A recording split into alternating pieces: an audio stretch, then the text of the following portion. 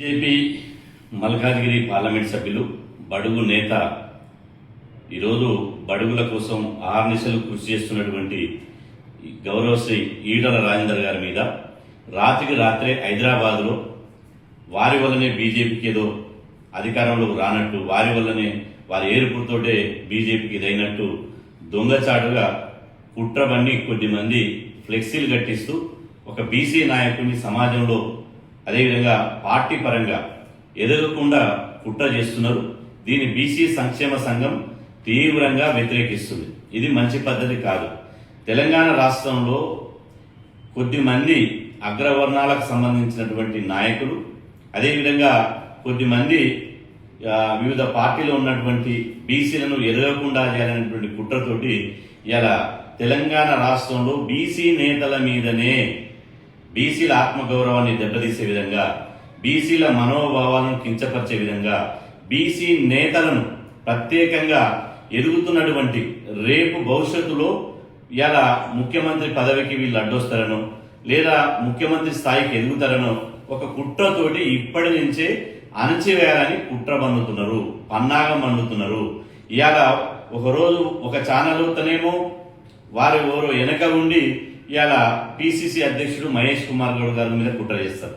అదేవిధంగా ఇంకొక మంత్రి పొంగిరెడ్డి శ్రీనివాసరెడ్డి గారు పక్కనున్నటువంటి బడుగుల మంత్రి అయినటువంటి ఇవాళ వాకటి శ్రీయర్ గారి మీద పేపర్లు విసిరేస్తారు.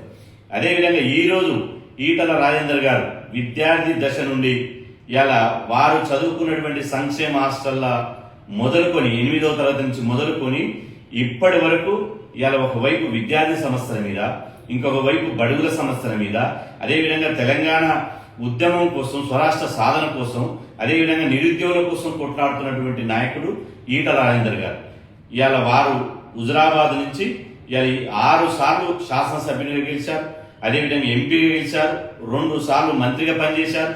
అది అందరు ప్రజలు కులము మతము తేడా లేకుండా సబ్బండ వర్గాల మన్ననలు పొందినటువంటి ఏకైక నాయకుడు ఈటల రాజేందర్ గారు.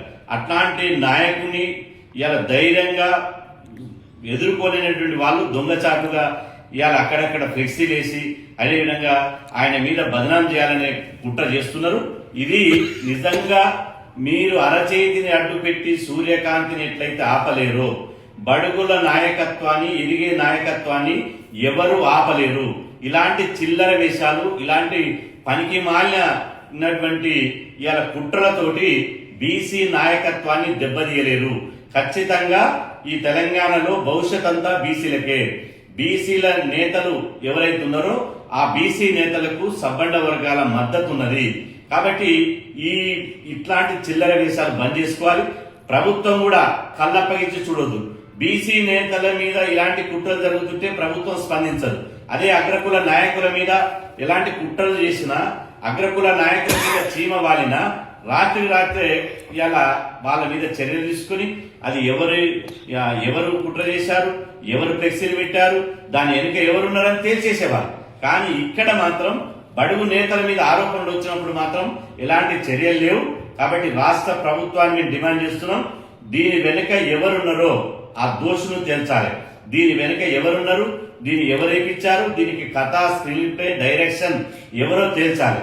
ఖచ్చితంగా బడుగులను కించపరిస్తే మాత్రం బిడ్డ మీకు హెచ్చరిస్తున్నాం, బడుగుల జోలికి వస్తే మిమ్మల్ని రాజకీయంగా బొండ పెడతాం, మిమ్మల్ని తెలంగాణ రాష్ట్రంలో ఎక్కడ కూడా తిరగనీయం.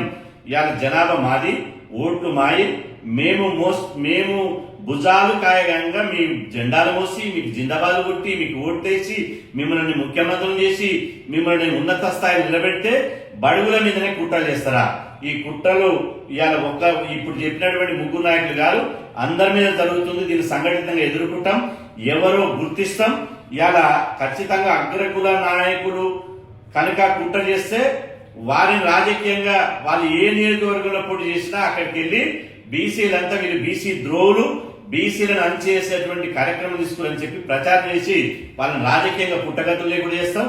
ఒకవేళ ఇవాళ దీని వెనుక ఎవరన్నా అసలు కథ నడిపించేటువంటి వాళ్ళు ఎవరున్నా వాళ్ళని కూడా రాజకీయంగా పొందబెట్టడానికి బీసీ సమాజం సిద్ధమవుతుందని చెప్పి సందర్భంగా హెచ్చరిస్తున్నాం.